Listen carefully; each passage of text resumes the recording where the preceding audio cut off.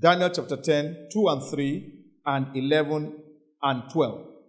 In those days, I, Daniel, was mourning 3 full weeks. I ate no pleasant bread, neither came flesh nor wine in my mouth, neither did I anoint myself at all till 3 whole weeks were fulfilled. Now, this is what they usually call or term the Daniel fast.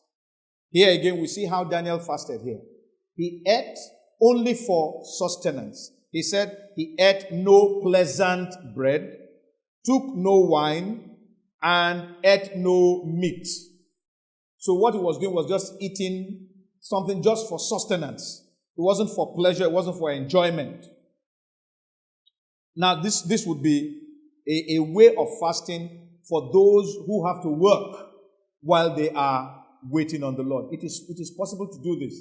The danger for many of us is that very soon we don't get into the discipline of unpleasant bread, but we now begin to eat more pleasant things that appeal to us. And so a number of times I generally dissuade people from this particular one because I don't see how they can be disciplined to do that, not in the world that we live in today. Now let's jump to verse 11 and 12.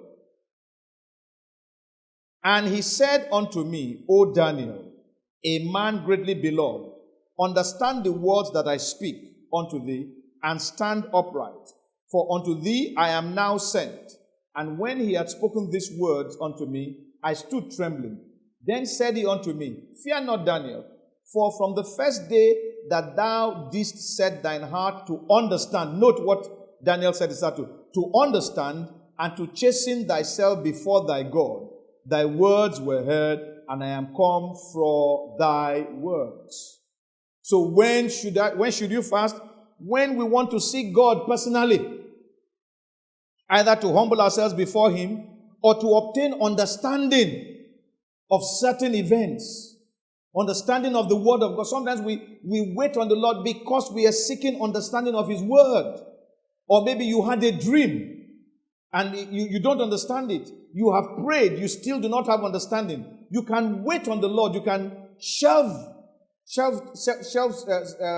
look for time to do that. Even in your busy schedules, like Daniel did, get into unpleasant bread, but just wait on the Lord so that you can receive understanding. And we see that Daniel waited 3 full weeks, and at the end of the 3 weeks, he received an answer.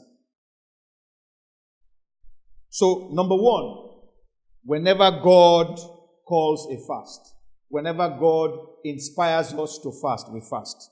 Number two, whenever we come to the realization of the utter sinfulness of ourselves, of other believers, or of the events taking place in the church, we go into fasting. Number three, like I said now, whenever we want to seek God personally, maybe we just want to humble ourselves before God, or we want to receive understanding of certain events. We had a dream, we had a revelation, but there's no understanding, and we have prayed, and we have not received it. We can go into a time of fasting and receive understanding.